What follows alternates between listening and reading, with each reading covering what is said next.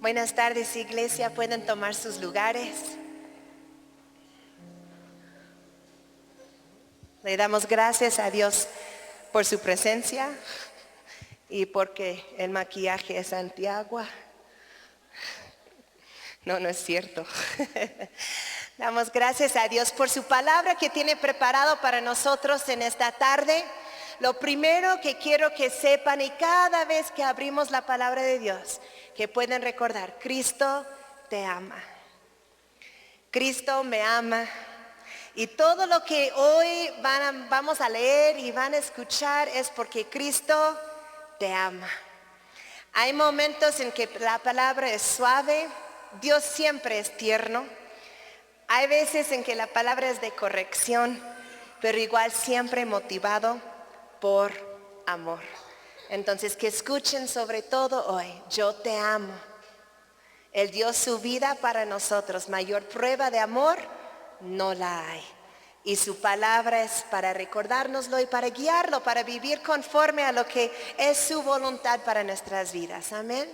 En este mes hemos estado como iglesia viendo diferentes pasajes del libro de Santiago. Cuando yo era adolescente, Santiago era y sigue siendo, pero en especial en ese tiempo de mi vida, uno de mis libros favoritos de la Biblia, porque es un libro sumamente práctico. Yo tenía 13 años, le di mi vida a Cristo. De ahí empecé a leer mi Biblia todos los días antes de ir a la escuela. Varios lo saben, pero para las jovencitas yo me hice una regla de no tardarme más en arreglarme físicamente, peinarme, maquillarme, vestirme, que lo que pasaba en la palabra. Entonces eso hizo mi rutina de la mañana mucho más rápido. Y primero el tiempo en la palabra y luego arreglarme yo, porque es más importante lo que te arreglas adentro que lo que te arreglas afuera. Y ese libro era de mucha ayuda porque da mucho consejo práctico. Yo fui a escuelas públicas toda mi vida, entonces era un ambiente no muy siempre amable en cuanto al evangelio, pero yo sabía que llevaba el nombre de Cristo desde la primaria. Aparte, mi papá era pastor y todo el mundo lo sabía. Desde recreo de primaria. Luego los niños hasta me instigaban para ver en qué iba a caer, cuándo iba a salir la grosería, cuándo me iba a enojar, porque tu papá es pastor. Ya en la secundaria entendí que mi problema era que el reto no era que mi papá era pastor, es que yo era cristiana. Y lo que yo hacía no reflejaba solo en mi papá terrenal, pero en mi papá celestial. Entonces este libro me daba mucho consejo. Habla de la lengua, habla de cómo tratar a los ricos, cómo tratar a los pobres. Habla de cómo debemos convivir en la iglesia. Habla qué hacer en cuanto a la tentación, cómo sobrellevar la tentación que siempre acecha a uno. Entonces me gusta mucho el libro de Santiago. Y hoy vamos a empezar a leer, empezando con nuestro versículo lema de este mes, que es Santiago 1:19. Ahí vamos a empezar la lectura de hoy. Santiago 1:19 y por ahorita voy a leer al 27. Estoy leyendo hoy en la Nueva Versión Internacional. Mis queridos hermanos, tengan presente esto. Todos deben estar listos para escuchar y ser lentos para hablar y para enojarse. Pues la ira humana no produce la vida justa que Dios quiere. Por esto despójense de toda inmundicia y de la maldad que tanto abunda, para que puedan recibir con humildad la palabra sembrada en ustedes, la cual tiene poder para salvarles la vida. No se contenten solo con escuchar la palabra, pues así se engañan ustedes mismos. Llévenla a la práctica. El que escucha la palabra, pero no la pone en práctica, es como el que se mira el rostro en un espejo y después de mirarse se va y se olvida enseguida de cómo es. Pero quien se fija atentamente en la ley perfecta que da libertad y persevera en ella, no olvidando lo que ha oído, sino haciéndolo, recibirá bendición al practicarla. Si alguien se cree religioso, pero no le pone freno a su lengua, se engaña a sí mismo. Y su religión no sirve para nada. La religión pura y sin mancha delante de Dios nuestro Padre es esta: atender a los huérfanos y a las viudas en sus aflicciones y conservarse limpio de la corrupción del mundo. En la parte del medio de esta escritura vemos un énfasis muy fuerte en poner en práctica la palabra de Dios, en no solo escucharla, pero en vivirla, hasta tal cual dice, llévenla a la práctica. Este mismo énfasis sigue en el capítulo 2. Vamos a saltar a Santiago 2, empezando en el 14. Y dice, hermanos míos, ¿de qué le sirve a uno alegar que tiene fe si no tiene obras? ¿Acaso podrá salvarlo esa fe? Supongamos que un hermano o una hermana no tienen con qué vestirse y carecen del alimento diario. Y uno de ustedes les dice, que les vaya bien, abríguense y coman hasta saciarse. Pero no les da lo necesario para el cuerpo. ¿De qué servirá esto?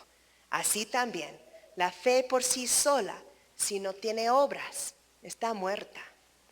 Sin embargo, alguien dirá, tú tienes fe y yo tengo obras. Pues bien, muéstrame tu fe sin las obras y yo te mostraré la fe por mis obras. ¿Tú crees que hay un solo Dios? Magnífico. También los demonios lo creen y tiemblan. ¡Qué tonto eres! ¿Quieres convencerte de que la fe sin obras es estéril? ¿No fue declarado justo nuestro padre Abraham por lo que hizo cuando ofreció sobre el altar a su hijo Isaac? Ya lo ves, su fe y sus obras actuaban conjuntamente y su fe llegó a la perfección por las obras que hizo. Así se cumplió la escritura que dice, le creyó Abraham a Dios y esto se le tomó en cuenta como justicia y fue llamado amigo de Dios. Como pueden ver, a una persona se le declara justa por las obras y no solo por la fe. De igual manera, ¿no fue declarada justa por las obras aún la prostituta Rahab cuando hospedó a los espías y les ayudó a huir por otro camino? Pues como el cuerpo sin el espíritu está muerto, así también la fe sin obras está muerta. En este pasaje vemos dos aspectos de la vida cristiana que tienen que caminar en conjunto, que tienen que existir juntos. Y vamos a ver qué pasa cuando solo uno de los dos existe. Dice que la fe sin obras está muerta. Vamos a ver qué pasa si solo tienes uno o el otro en tu vida. ¿Qué pasa cuando solo tengo fe sin obras? Se supone que la fe es lo que creo yo acerca de Dios. Y esta palabra se usa hasta en el mundo de afuera de la iglesia. Tienes fe, ten fe. Cree en algo. Los que hemos tratado de evangelizar lo escuchamos mucho. Cuando tratamos de compartir de Cristo, y que lo primero, yo creo en Dios. Yo creo en Dios. Yo tengo fe. Yo creo. Yo soy una persona de fe. Pero ¿qué dice Santiago acerca de estas personas o de nosotros que solo tenemos fe? Creen en algo. Con creer basta. En Santiago 2:19 lo acabamos de leer. Dice, ¿tú crees que hay un solo Dios? Magnífico. No eres el único. Los demonios también lo creen y tiemblan. ¿Los demonios van a estar en el cielo? Obviamente que no, pero si tienen fe, ellos creen, pero es solamente, puramente una fe de conocimiento. Ellos saben que existe un solo Dios, lo saben en la cabeza, intelectualmente solamente. Y ese tipo de fe no salva, es puro conocimiento. Ese tipo de fe no es suficiente, no es de lo que Dios quiere que tengamos. Creen los demonios solo de manera intelectual, saben de su poder, tiemblan ante su poder porque Él mismo los arrojó del cielo cuando se rebelaron contra Él. Pero es una fe que no afecta sus acciones, sus decisiones, que no cambia su decisión de haberse rebelado contra Dios. Porque una fe que no resulta en alguna obra revela que realmente no hubo ninguna creencia, ninguna fe, pues no hay ningún cambio. Vamos a ver que nuestra fe, lo que creemos, va a terminar lo que hacemos. Y a veces lo que yo hago revela más claramente lo que yo creo. Entonces los demonios pueden decir, creemos en un solo Dios. Pero esa creencia quedó solamente en su cabeza de manera intelectual porque no causó ningún cambio, ninguna acción. La fe, el creer sin que haya obras revelan que esa fe es una fe muerta. Dice, la fe sin obras está muerta. Alguien que dice, yo creo en Dios, pero es un creer intelectual porque se lo dijeron, porque piensan que pues les va a ir bien si solo creen esto. Es una fe que les va a llevar al final de cuentas a la muerte, porque no es una fe que haya llegado hasta su corazón. Entonces incluso ese versículo con amor y con cariño se puede compartir, que crees en un Dios muy bien, pero hay más. Ahora, ¿qué pasa si tengo obras sin fe? Vamos a ver en Mateo 23 algunas personas que así eran. Mateo 23, 23 al 28. Ay de ustedes, es Jesús hablando aquí. Mateo 23, 23 al 28. Ay de ustedes, maestros de la ley, fariseos hipócritas. Dan la 10ª parte de sus especias, la menta, el anís y el comino. Pero han descuidado los asuntos más importantes de la ley, tales como la justicia, la misericordia y la fidelidad. Debían haber practicado esto sin descuidar aquello. Guías ciegos, cuelan el mosquito pero se tragan el camello. Ay de ustedes, maestros de la ley, fariseos hipócritas. Limpian el exterior del vaso y del plato, pero por dentro están llenos de robo y de desenfreno. Fariseo ciego, limpia primero por dentro el vaso y el plato, y así quedará limpio también por fuera. Ay de ustedes, maestros de la ley, fariseos hipócritas, que son como sepulcros blanqueados. Por fuera lucen hermosos, pero por dentro están llenos de huesos de muertos y de podredumbre. Así también ustedes, por fuera dan la impresión de ser justos, pero por dentro están llenos de hipocresía y de maldad. Jesús hablaba con gente muy religiosa. Y eran religiosos porque lo único que les importaba era lo de afuera. ¿Cuántas veces ven en estos versículos que Jesús dice, por dentro, por fuera, por dentro, por fuera? Y comparaba su condición por fuera, que era muy limpio, muy bueno, muy pulido, y su condición por dentro, que era muerte. Dice, huesos y todo podredumbre, echado a perder. Eso tumba el argumento de aquellos que dicen, pero si yo soy bueno, no le hago daño a nadie, soy una buena persona, respeto las leyes, cuido a mi familia, no me meto con nadie. Ellos están dependiendo su salvación solamente en obras. Y la Biblia es clara, es pura muerte.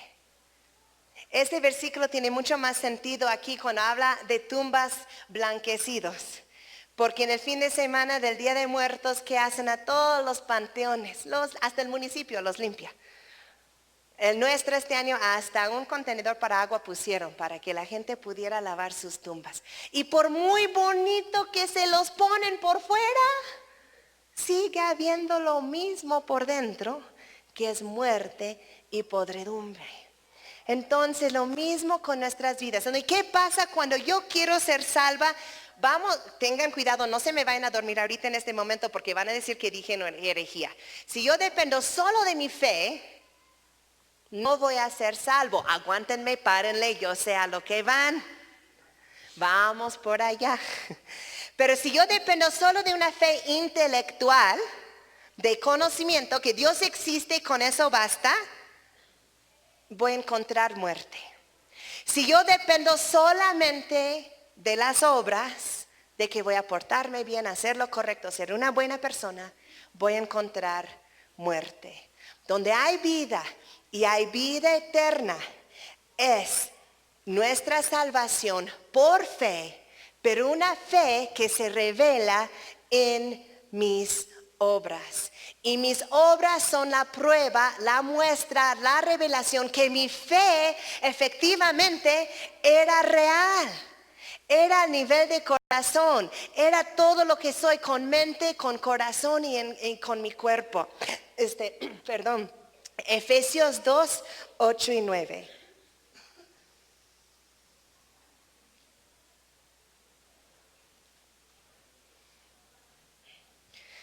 Ahora dice, Efesios 2, 8 y 9, porque por gracia ustedes han sido salvados mediante la fe.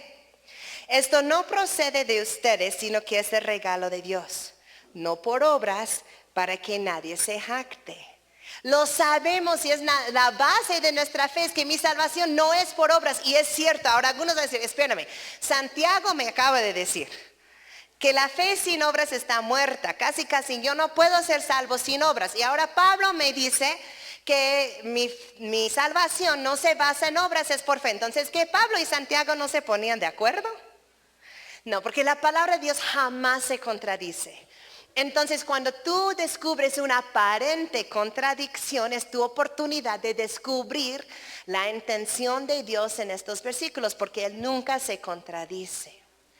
Nuestra salvación es en base a nuestra fe, de haber creído con nuestro corazón que Jesucristo es el Hijo de Dios, quien murió en la cruz para así tomar el pago de mis pecados sobre Él. Y que yo al creer en Él y recibirlo en mi corazón me limpia de toda maldad y me da entrada al cielo para toda la eternidad. Me hace su Hijo. Eso es la fe. Pero si yo tengo esa fe en mi corazón, mis obras van a demostrar en lo que yo he creído. Vamos a Romanos 10, 9 y 10. Romanos 10, 9 y 10. Que si confiesas con tu boca que Jesús es el Señor y crees en tu corazón que Dios lo levantó de entre los muertos, serás salvo. Porque con el corazón se cree para ser justificado, pero con la boca se confiesa para ser salvo. Ahí vemos las dos partes. Yo voy a creer en mi corazón y ese creer en mi corazón me lleva a una acción. En este caso la acción de primero confesar que creo en Jesucristo. Y esto lo hacemos por medio del bautizo, cuando declaro públicamente he creído en Jesucristo como mi Señor y Salvador. Y mi acción demuestra esa creencia. Mi acción no es lo que me salva, mi acción muestra que la salvación ocurrió en mi corazón, en mi vida. Lo que creemos determina totalmente lo que hacemos, afecta nuestras acciones. Un ejemplo a lo mejor muy terrenal, pero nosotros vivimos cerca del Popocatépetl. Entonces, si yo creyera que cuando el volcán llegara a explotar de gran manera, pondría en peligro mi vida y la de mis hijos, yo no viviría donde vivo. No creo que estamos en peligro. Ahora, de que nos llegue un buen de ceniza, sí.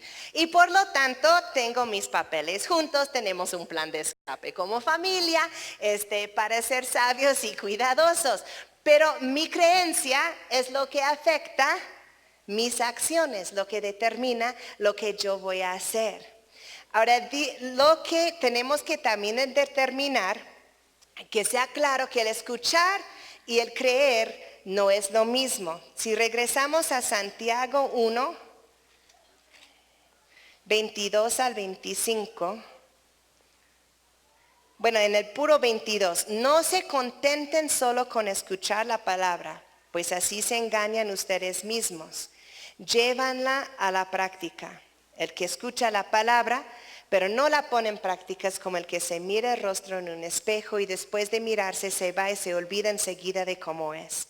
Pero quien se fija atentamente en la ley perfecta que da libertad y persevera en ella, no olvidando lo que ha oído, sino haciéndolo, recibirá bendición al practicarla. La bendición viene en escuchar, en creer y en hacer la palabra de Dios. No podemos, y creo que muchas veces hemos caído en que fui a la iglesia, escuché la palabra de Dios y nada cambió. Pero si tengo prédicas puesto todo el día en la tele, en mi compu, en el carro, pensamos que solo ponerlo como que las palabras están flotando por el aire y van a meterse a nuestro ser y mágicamente van a transformar algo. No, tengo que escuchar, poner atención, creer lo que estoy escuchando de la palabra de Dios y luego hacerlo. Si no, no va a haber ninguna transformación. Y vamos a ver rápidamente, gracias Erika, un personaje que menciona a Santiago en el capítulo 2. Y es la persona de Abraham. En Santiago capítulo 2 que leímos, usa a Abraham como un ejemplo de una persona que tenía fe y que esa fe se mostraba en sus obras. Ahora, vamos a estar usando versículos de Hebreos, versículos de Santiago y regresando a la historia de Abraham en Génesis, que ahí es donde se lleva a cabo. Y esta parte me emociona mucho porque la Biblia es un conjunto entero. Abraham, su historia está en Génesis, pero Santiago nos va a hablar acerca de él y el escritor de Hebreos también. Entonces vamos a Hebreos 11:8 y vamos a ver de manera práctica cómo se debe de vivir, cómo se deben de coordinar pues la fe con las obras.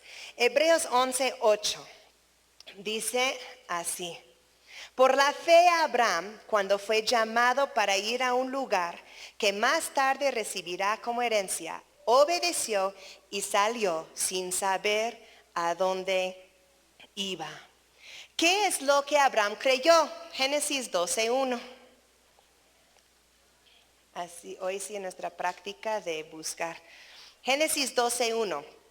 Y dice, el Señor le dijo a Abraham, deja tu tierra, tus parientes y la casa de tu padre y vete a la tierra que te mostraré. ¿Qué pasa y qué le dijo Dios que él iba a hacer? Que él iba a mostrar la tierra.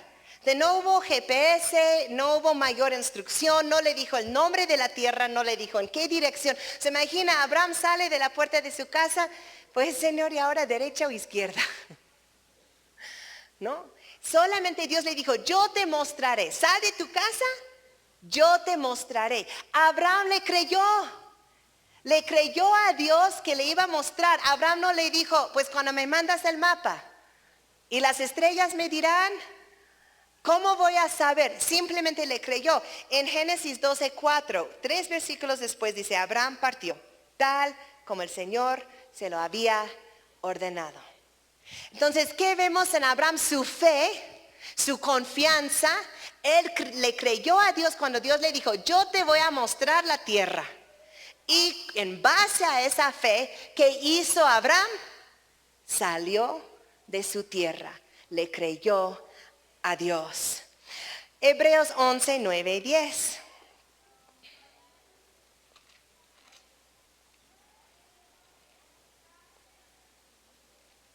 Sigue la historia de Abraham. Dice, por la fe se radicó como extranjero en la tierra prometida y habitó en tiendas de campaña con Isaac y Jacob, herederos también de la misma promesa, porque esperaba la ciudad de cimientos sólidos, de la cual Dios es arquitecto y constructor.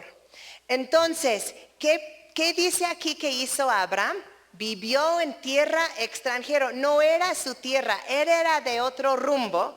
Dios le dijo, te voy a mostrar, le cree, sale, y como resultado termina viviendo en tierra de extranjeros. Vamos a Génesis 18:21.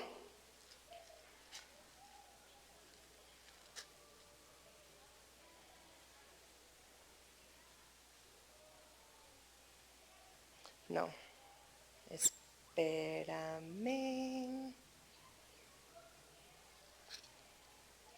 No, perdón, 15:18. No sé cómo hice eso, pero 15:18. Génesis 15:18. Y dice, en aquel día el Señor hizo un pacto con Abraham y le dijo, a tus descendientes les daré esta tierra, desde el río de Egipto hasta el gran río, el Éufrates.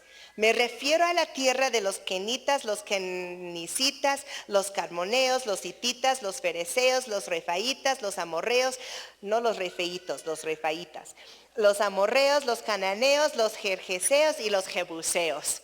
Y Dios le dijo, esta tierra, desde este río de Egipto, que es el Nilo, hasta el río Éufrates, que está hasta arriba, esta tierra va a ser tuyo. Esta es la tierra de todos estos extranjeros donde Abraham iba a vivir, y Abraham le creyó. Si vamos a Génesis 22, 19,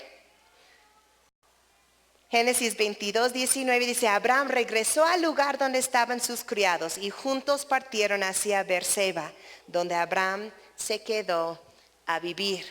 Si buscan en un mapa, Beerseba se encuentra justo entre el río Nilo, el río de Egipto, y el río Éufrates.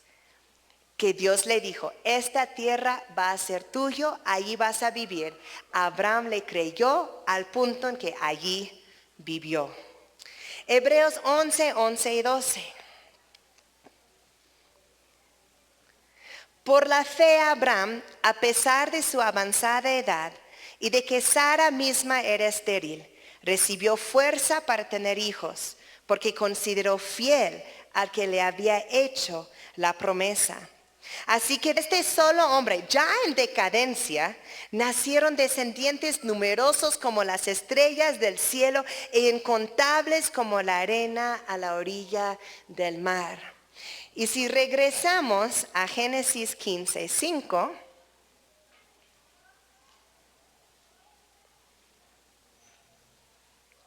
luego el Señor lo llevó afuera y le dijo, mira hacia el cielo y cuenta las estrellas, a ver si puedes.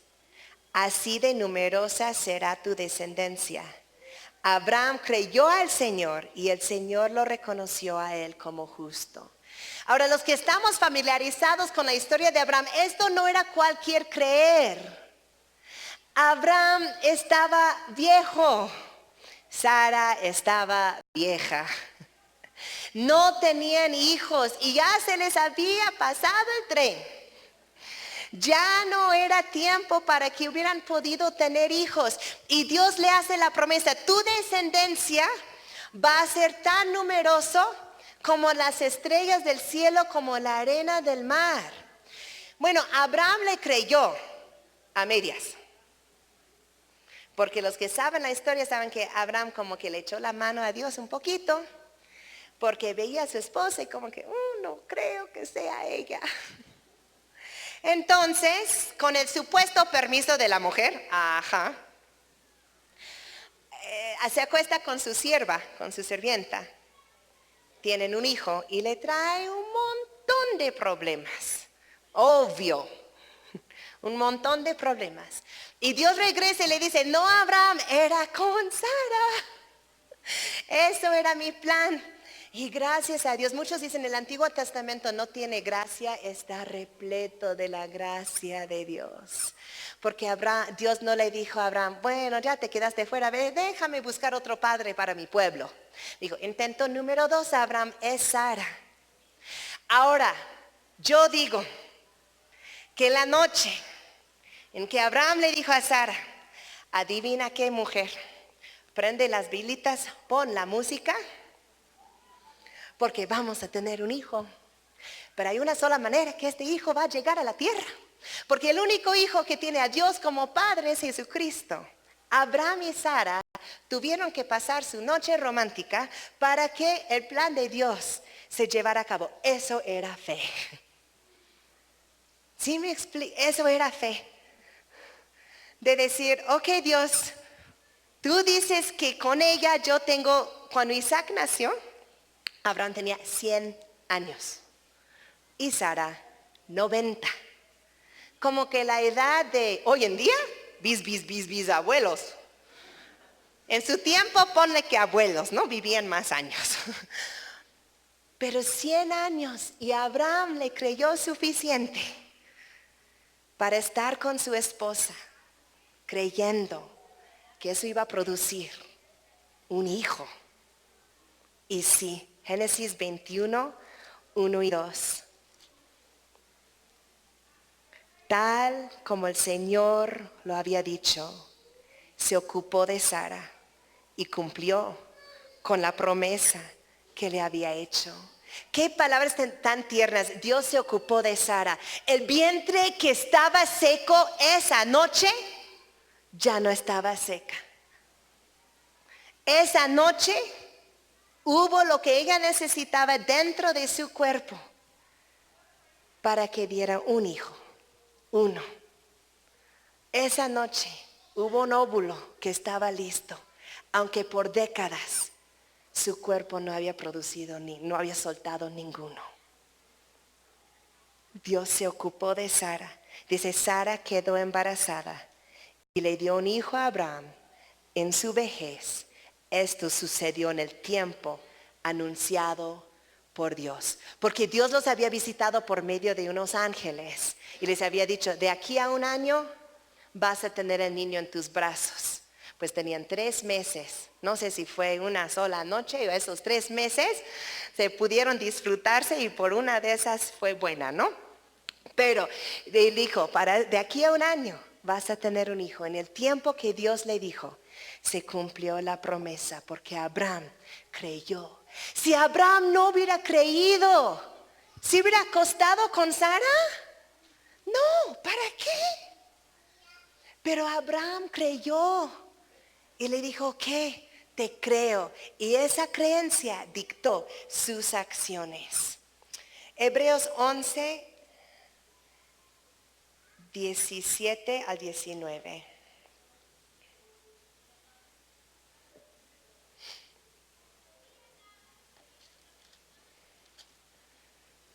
Si pensaron que esto era increíble, se pone mejor. Por la fe Abraham, que había recibido las promesas, fue puesto a prueba y ofreció a Isaac su hijo único. Espérenme, ¿cómo? O sea, primero Dios le dijo, vas a tener mucha descendencia. Abraham no tiene ninguna y tiene una mujer muy anciana, entonces va con la sirvienta. Eso le causa un montón de problemas. Dios lo hace claro que esto no era su plan, que era con Sara. Ok, ya te creo, Señor. Me meto con Sara, tenemos a Isaac, historia, fin de historia. No. Dios lo pone a prueba, tal cual. Y le dice a Abraham, vete al monte y vas a hacer sacrificio de tu único hijo. O sea, el hijo de la promesa. El hijo que finalmente había creído a Abraham. El hijo que era responsable de hacer nación, una nación entera. Y dice, a pesar de que Dios le había dicho, tu descendencia se establecerá por medio de Isaac. Ahora miren esto, consideraba Abraham que Dios tiene poder hasta para resucitar a los muertos. Y así en sentido figurado recobró a Isaac de entre los muertos. Esta parte nos deja entrar en el cerebro de Abraham tantititito. Regresamos a Génesis 22, que aquí es donde se lleva a cabo esta historia. Génesis 22. Y dice, no, escuchen esto, pasado cierto tiempo Dios puso a prueba a Abraham y le dijo, Abraham, aquí estoy, respondió. Recuerdan que Abraham era amigo de Dios. Entonces tenían una buena relación. Abraham, aquí estoy, va. Y Dios le ordenó, toma a tu hijo, el único que tienes, y al que tanto amas, o sea, haz lo más difícil. Toma a tu hijo. ¿Cuál? Solo tenía uno. Y Dios enfatiza, al único que tienes, para aclarar, porque tenía otro, ¿no? Tenía a Ismael, que era el hijo de la sirvienta, pero Dios aquí estaba hablando del hijo de la promesa. Y dice, toma a tu hijo, el único que tienes y al que tanto amas, y ve a la región de Moria. Una vez allí, ofrécelo como holocausto en el monte que yo te indicaré. Abraham se levantó de madrugada y ensilló su asno. También cortó leña para el holocausto y junto con 2 de sus criados y su hijo Isaac se encaminó hacia el lugar que Dios le había indicado. Al tercer día, ¡ay, qué camino tan pesado! 3 días con su hijo, con la leña, con sus criados. Y dice, al tercer día Abraham alzó los ojos, a lo lejos vio el lugar, entonces le dijo a sus criados, quédense aquí con el asno, el muchacho y yo seguiremos adelante para adorar a Dios y luego regresaremos junto a ustedes. ¡Qué fe! Él creyó. Y Hebreos nos dice que creyó. Y es increíble que lo haya creído, porque Hebreos dice que Abraham creyó que Dios tenía poder de resucitar a los muertos. Entonces, la idea de Abraham era, voy a ir a sacrificar a Isaac, Dios lo va a levantar de los muertos y vamos a bajar de la montaña juntos, porque es lo que Hebreos nos revela, que él estaba pensando. Él pensó que ya había entendido el plan de Dios. ¿No nos pasa lo mismo? Dios te da una promesa, tú lo crees, pero tú ya viste cómo lo va a llevar a cabo. Casi le das el plan de trabajo al Señor. Entonces va a pasar así, asá y así, asá, ¿no? Entonces, bueno, Abraham creyendo, pues Dios, ¿cómo creyó que Dios tenía poder? Hasta ahorita en Génesis Dios no había levantado a nadie de los muertos. Pero él creyó, pues el dador de la vida ha de tener la capacidad de levantar de los muertos. Entonces dice, luego regresamos junto a ustedes. Abraham tomó la leña del holocausto y la puso sobre Isaac su hijo. Él por su parte cargó con el fuego y el cuchillo y los dos siguieron caminando juntos. Isaac le dijo a Abraham, Padre, dime, hijo mío, aquí tenemos el fuego y la leña, continuó Isaac, pero ¿dónde está el cordero para el holocausto? Para entonces Isaac había visto muchas ofrendas que su papá había ofrecido y había leña y había fuego, pero faltaba una parte importante, el cordero. El cordero, hijo mío, lo proveerá Dios, respondió Abraham. Siguieron caminando juntos, lo pueden seguir leyendo, pero cuando Abraham estaba listo para sacrificar a su hijo, ató a su propio hijo, lo puso sobre el altar y listo para ya sacrificarlo, tenía el cuchillo en la mano, un ángel dice, Abraham, Abraham, aquí estoy. Yo creo que casi, ay, qué bien que ya alguien habló. Respondió, no pongas tu mano sobre el muchacho, ni le hagas ningún daño. Ahora sé que temes a Dios, porque ni siquiera te has negado a darme a tu único hijo. Abraham alzó la vista y en un matorral vio un carnero enredado por los cuernos. Fue entonces, tomó el carnero y lo ofreció como holocausto en lugar de su hijo.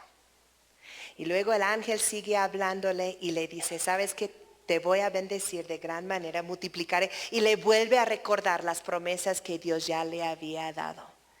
Porque, puesto que me has obedecido, todas las naciones del mundo serán bendecidas por medio de tu descendencia. Porque quien se halla en la descendencia de Abraham, el Cordero perfecto, Jesucristo.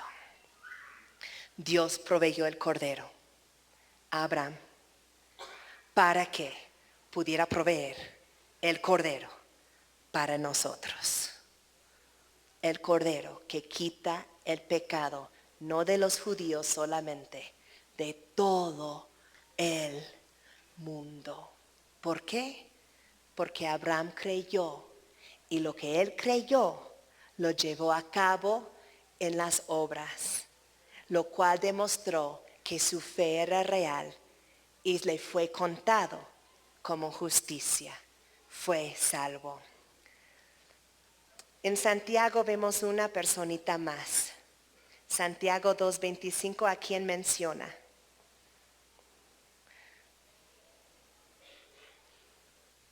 A una mujer, a Rahab. Santiago 2:25. De igual manera no fue declarada justa por las obras, aun la prostituta Rahab, cuando hospedó a los espías y los ayudó a huir por otro camino. ¿Adivinan dónde más encontramos a Rahab? En Hebreos 11. Vamos a Hebreos 11. Hebreos 11:31. Por la fe, La prostituta Rahab no murió junto con los desobedientes, pues había recibido en paz a los espías. Yo les comentaba que el libro de Santiago es sumamente práctico. Podríamos decir que el libro de Santiago es la muestra de los que mostraron su fe. En obra menciona a Abraham, menciona a Rahab. Sabemos que Hebreos 11 es el salón de la fe, nombrando muchas personas del Antiguo Testamento que vivieron por fe. Interesantemente, el escritor, Santiago, escribe y dice, la fe sin obras está muerta. ¿Y quién se menciona en los dos libros? A Abraham, el padre de la fe, que se menciona en Santiago porque sus obras demostraron su fe, y Rahab, que tuvo tal fe que obedeció y escondió a los espías. ¿No es padre de ver que un libro tan práctico, ahí están sus ejemplos, Abraham y Rahab, y un capítulo que habla de la fe, aquí están sus ejemplos, Rahab y Abraham? La historia de Rahab, el pueblo de Israel está por atacar a Jericó.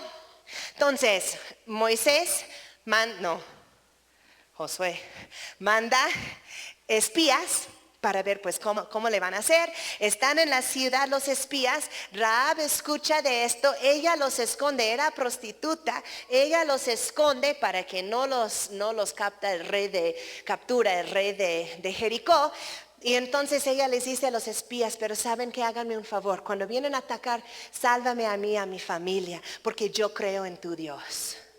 Y entonces cuando el pueblo de Israel ataca, el acuerdo era que tuviera un cordón rojo colgado por su ventana, y el ejército israelita sabía que tenían que sacar a Rahab y su familia de esta casa y ser salva, aunque Rahab no era judía.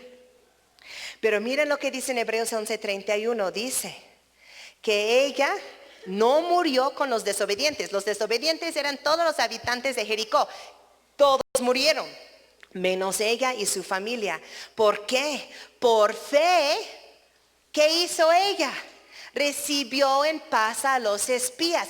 ¿Qué hubiera pasado si Rahab solo hubiera tenido una fe intelectual?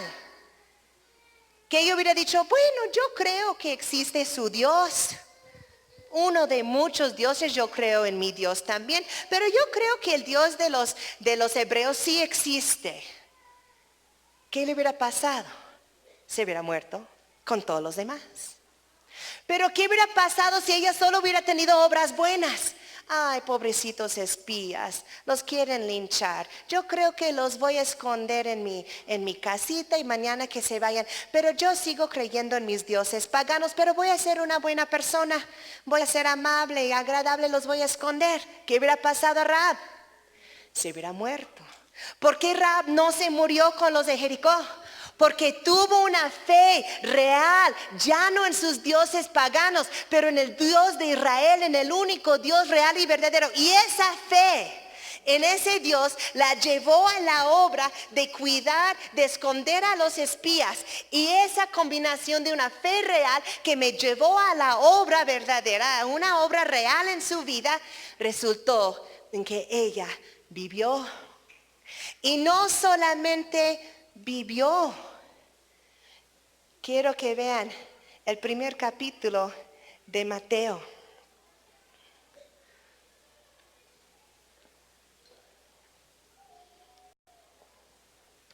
Mateo capítulo 1, versículo 1. Tabla genealógica de Jesucristo, hijo de David, hijo de Abraham. Entonces, eso es los antepasados ¿de quién? De Jesucristo, el Hijo de Dios, nuestro Salvador, el Mesías. Y saltan al versículo 5 y 6. Salmón, padre de Boaz, cuya madre fue Rahab. Boaz, padre de Obed, cuya madre fue Ruth. Obed, padre de Isaí, e Isaí, padre del rey David. Rahab, porque vivió, fue la bisabuela del rey David y antepasado del mismo Jesucristo. Una prostituta pagana. Está para siempre escrito en la genealogía de Jesucristo, porque tuvo fe que se reveló en obras. Son inseparables. La fe que tenemos, tiene que afectar las obras que hacemos. Y lo que Dios puede hacer con esto, Abraham, su descendencia, lo vimos, terminó bendiciendo a todas las familias del mundo por medio de Jesucristo. Aquí dice, hijo de Abraham. Igual con Rahab. ¿Qué hará Dios con nuestra fe que se muestra en obras? Nuestra invitación, nuestro reto para hoy es que mis obras, la manera en que vivo, hablo, negocio, estudio, pues vivo en familia, en el trabajo, en la escuela, tiene que ser una muestra de mi fe. Sin querer lo va a hacer. Les doy un pequeño ejemplo. Yo digo que creo en la provisión de Dios. Lo canto los domingos. A los que quieren saber de Cristo, Dios va a proveer por tus necesidades. Pero ¿qué tal en mi trabajo miento acerca de mis horas para que me salga un poquito más de sueldo?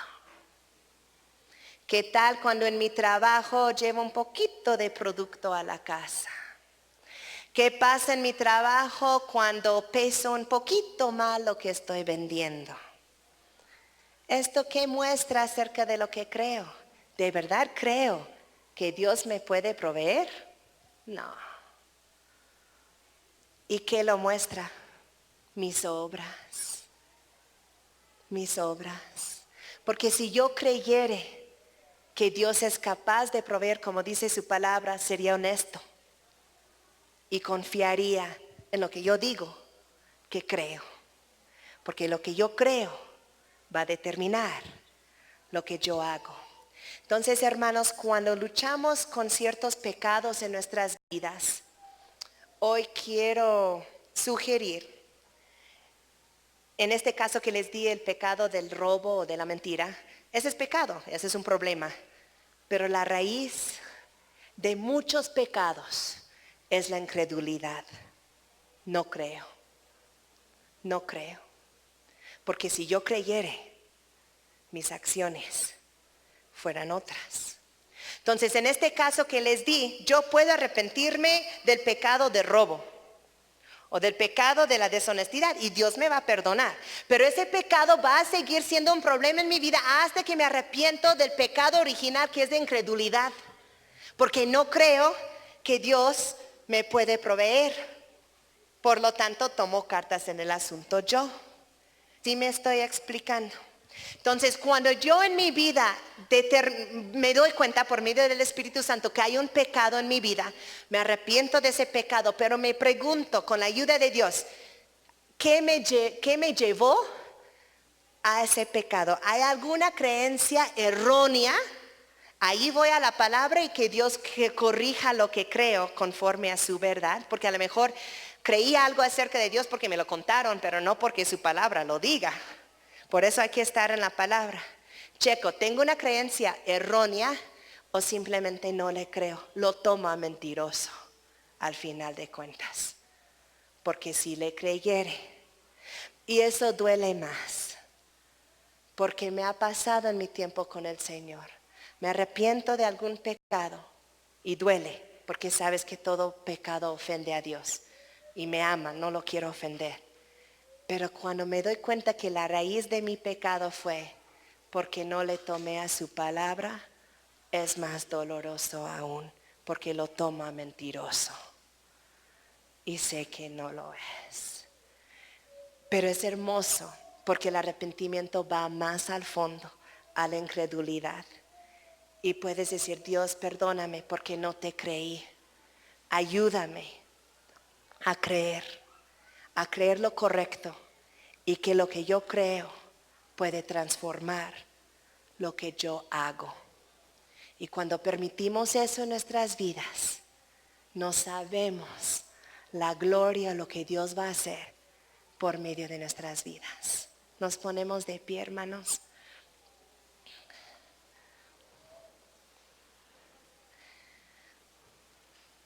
Y vamos a pedirle a Dios que revele en nuestras vidas lo que ha sido inconstante entre nuestras creencias y nuestras acciones. Saben que esa es la excusa más grande del mundo, ¿verdad? Los cristianos son un montón de hipócritas, por eso no voy a la iglesia. Les damos luego mucha cuerda, les damos mucho motivo, porque lo que creemos y lo que hacemos no es lo mismo. Pero quiero que encuentren mucha esperanza hoy en que a Abraham le costó trabajo también. El padre de la fe, le costó tener fe. Se equivocó, pecó, cayó. Pero recapacitó y creyó lo correcto. Y sus acciones se volvieron correctos. Y Dios lo ha usado.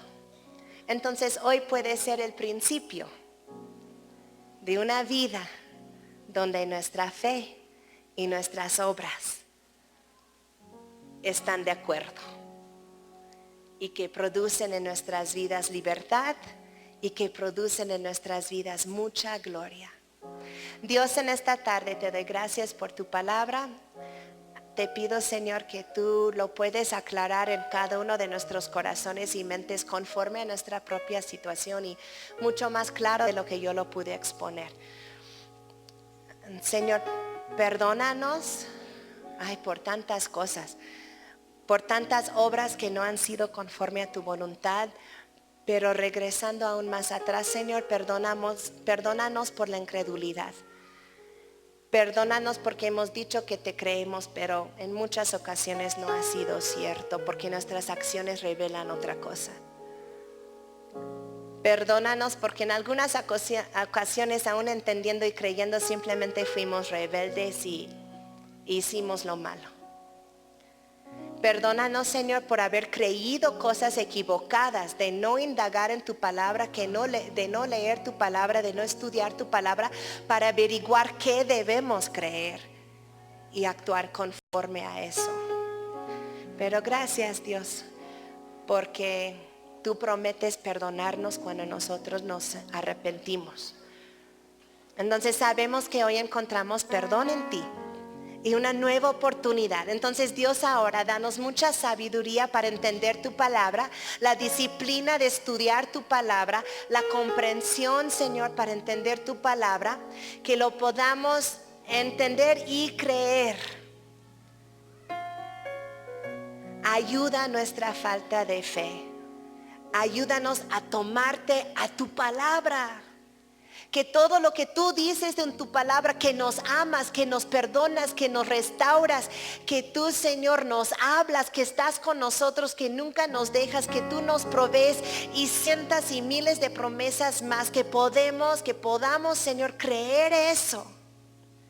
Y al creerlo, que nuestras acciones día a día en nuestras casas, en el trabajo, en la calle, en la iglesia, reflejen esa creencia. Y obra poderosamente conforme a tu voluntad por medio de nuestras vidas para tu honra y tu gloria. Te amamos y gracias por tu paciencia con nosotros, pero queremos que nuestra fe y nuestras obras estén íntegros, perfectos, completos, en conjunto. Porque esta es tu buena, agradable y perfecta voluntad para nosotros. En el nombre de Jesús. Amén.